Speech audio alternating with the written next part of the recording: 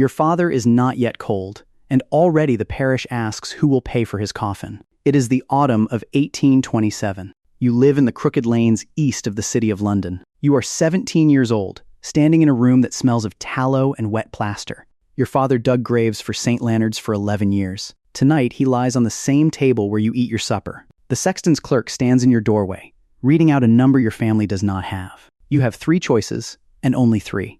You can let your father go into the ground the way paupers go. No coffin, no shroud, just a strip of parish sacking, tipped into a pit that will not close until it fills with strangers. Your mother has said she would rather starve than let that happen to him. You can dig, not his grave, but someone else's, already filled, already grieved over. Sell what you find in it before sunrise to a man in Cock Lane who never asks a name. Your father taught you where the soil sits looser after a burial. He taught you which watchmen drink too much to notice. He taught you how long 30 minutes takes when your hands are shaking. Or you can watch your mother go without food through the winter. So the coffin fund stays untouched for the one funeral she cannot bear to see done cheaply. There is no 4th option nailed to this door. Your father's oldest friend, a man everyone calls Old Merrick, waits outside with a wrapped spade.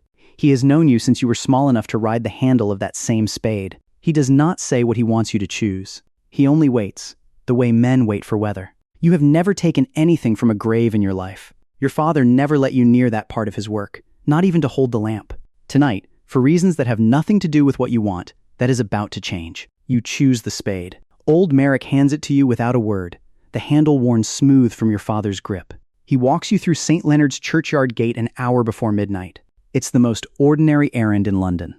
He teaches you the way your father once taught him. Find a grave no more than 3 nights old. Work at one end of the coffin only. Throw the loose soil onto a spread square of canvas so it doesn't scatter and betray the ground. Use the wooden spade, not iron, because iron rings against stone and wakes a whole street. Lay a sack over the coffin lid to muffle the crack. Let the weight of the earth above do the rest, snapping the wood along its own seam. 30 minutes, start to finish, if your hands don't shake. Yours do, every single time. The corpse goes into a second sack, stripped first, because clothes left in the ground are no crime at all. Clothes carried out of it are theft, and theft can still hang a man's name in the papers. Old Merrick ties the sack tight at the neck, the way you'd tie off a sail. The 2 of you carry it between you, like men carrying something heavier than either of you says. Cock Lane smells of tallow and river mud at 4 in the morning. The man who buys from you there is an assistant to a well-known surgeon. He doesn't ask names, only holds a candle to the sack and names a price. 4 guineas, he says, for a body in decent condition. Old Merrick argues him up to 4.5 guineas, citing the freshness. You watch your family's coffin fund turn from a debt into something almost survivable, 1 sack at a time. Your mother asks where the money comes from. You tell her Old Merrick found you honest labor. It is not entirely a lie, and it is not entirely true either. That gap is where you start living now. There is a girl who sells watercress 2 streets over. She is the kind of girl who notices when a man's hands have blistered in a new way. You keep your gloves on around her longer than the weather requires. She thinks you've taken up with a builder's gang, and you let her think it. The alternative is watching her learn what you actually do at night. You are not ready to lose the 1 hour of your week that still feels clean. This is, more or less, next-day delivery for anatomy students. Except the delivery boy risks transportation, and the customer never has to look at the road. 3 weeks in, a grieving widower camps at his wife's fresh grave with a lantern and a shotgun. He doesn't know how to load it, but he refuses to leave, and you lose an entire night's work. Half of London's graveyards have someone doing the same thing now, sitting vigil over their own dead. It is, Old Merrick mutters, the strangest arms race in the city. Watch the grave long enough, and the grave robber simply waits for you to get tired. It's Old Merrick who first says the name Bishop to you, one night on the walk home. He says it the way a man mentions a rival tradesman he half admires and half fears. Bishop doesn't dig anymore, Merrick says.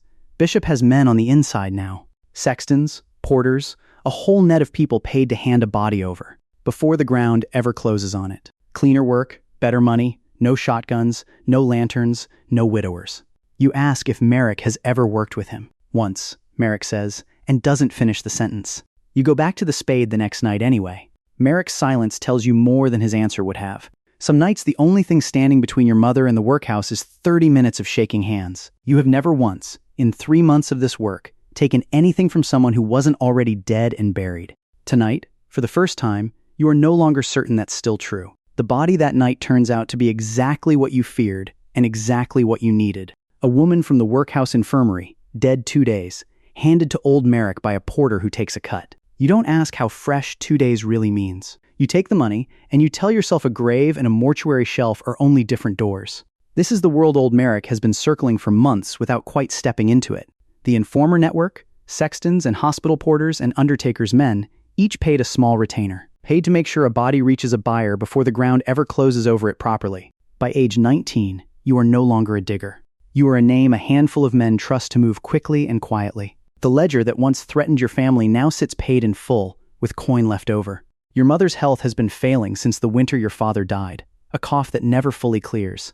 For the first time, you can afford the physician's visits old Merrick's trade could never have covered. That's the arithmetic you hold onto on the nights the work turns your stomach. Your mother breathing easier is worth more than your own comfort with how she keeps breathing at all. The watercress girl, whose name you finally let yourself say out loud, is Alice. She has stopped asking about the builder's gang. You've let her believe you moved into supply work for the hospitals, which is, in its narrowest reading, true. She wears a ring you bought her with money you can't explain, and doesn't push you to explain it. Neither of you says it, but this arrangement only survives as long as neither of you looks directly at it. This is where you first meet John Bishop. He is not what you expected. No lurking, no menace. Just a solidly built man in his 30s who talks about bodies the way a butcher talks about beef. By his own later account, he has moved several hundred bodies through this trade over 12 years, without a single grave ever being dug on his behalf anymore. He has his own house out in Nova Scotia Gardens, near Bethnal Green, low ground that floods every winter. Men bring him what he needs before a coffin lid is ever nailed shut. Bishop offers you steadier work than Merrick's contacts can guarantee alone. Better money, fewer questions. You take it, because by now you have learned to stop asking one question. Where, exactly, does Bishop's supply keep coming from so reliably? There is a night, not long after, when a boy younger than you were at 17 enters the trade, offered the same choice you once had, minus a dying father to explain it. You could warn him off. Old Merrick warned you off nothing, but Merrick also never put you forward for a job beyond your depth. You put the boy forward anyway, for a grave you don't want to risk yourself. The money is better if someone else takes the danger. You tell yourself, this is simply how the trade works, the same way it was worked on you. You do not tell Alice about the boy. You do not tell her about Bishop's house, or the porter's retainer, or the workhouse woman's freshness. The gap between what she believes and what you do has stopped feeling like a lie you're managing. It has started feeling like the actual shape of your life now. One evening, sorting through a delivery fee paid partly in small effects, you find a child's tooth. It is wrapped separately in a twist of paper, the kind dentists pay extra for on their own account. Beside it, a coin stamped with a date too recent to have come from any grave 3 nights old. You don't ask Bishop where it came from. You put it in your pocket instead, and carry it the rest of that year without looking at it. The way a man carries a question he has already decided he doesn't want answered. The coin in your pocket belongs to a story you were never meant to trace. By early November of 1831, the whole trade you built your adult life on comes apart. It happens at King's College. Not to you, but close enough that you feel the ground move. Bishop and an associate named Williams try to sell the body of a 14-year-old boy. Fresh enough that the anatomy demonstrator on duty, Richard Partridge,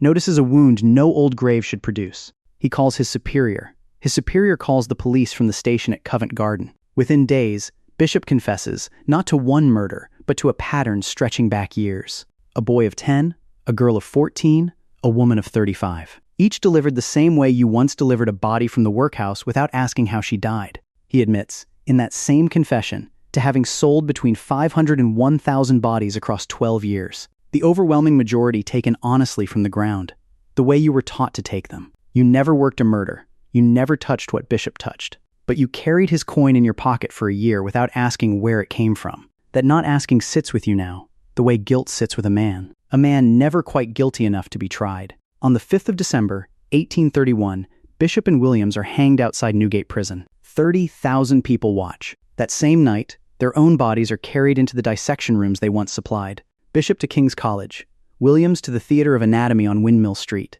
The last delivery either man ever makes is of himself. The surgeons who bought from men like Bishop, and men like you, never once stand in a dock for any of it. Their names appear in textbooks. Yours and Merrick's and Bishop's appear, if they appear at all, in a police ledger or a hanging bill. The distance between those two kinds of paper tells you everything. It shows who was allowed to profit without ever paying for it. Your own ending is quieter, and it is not the ending of a man in the history books. But it is the ending most men in your position actually had. In August of 1832, Parliament passes the Anatomy Act. Almost overnight, the trade that fed your family for 5 years ceases to have a market. Surgeons no longer need old Merrick's contacts or yours.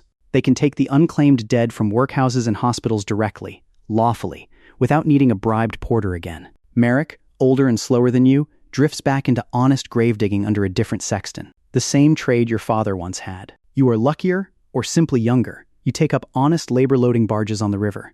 Alice finally learns the truth of what you did in the year Bishop's name first entered your life. She stays with you anyway, on the condition that you never lie to her again about where money comes from. Your mother lives to see you married. She never learns exactly what paid for the physician who kept her breathing through that first winter. You decide, turning the old, dry, rotted coin over one last time, that some debts are better carried quietly. You throw it into the Thames. What did you actually bury, night after night, in those churchyards? Not just the strangers in the sacks. Something of your own went into the ground with each of them. A little more of the boy who used to hold his father's lamp. A little more of the man who once refused to look away from a widower's shotgun vigil. The economists of the era had a colder name for what happened to you and men like you. A labor market where desperate supply always meets someone else's high demand. The price gets set by the buyer, never by the risk the seller carries. But there is an older, simpler mechanism underneath that one. Every society that needs its dead to teach its living needs someone to carry that moral weight. So the people who benefit from it never have to touch the part that turns their stomach. In 1831, that someone was you. Today, it is whoever does the unclaimed, unglamorous, physically ruinous work that keeps a hospital running, quietly, so the rest of us never have to look at how the knowledge we depend on gets made. Somewhere tonight, a boy stands in a doorway while a clerk reads out a number his family doesn't have. He, too, will believe there is no fourth option.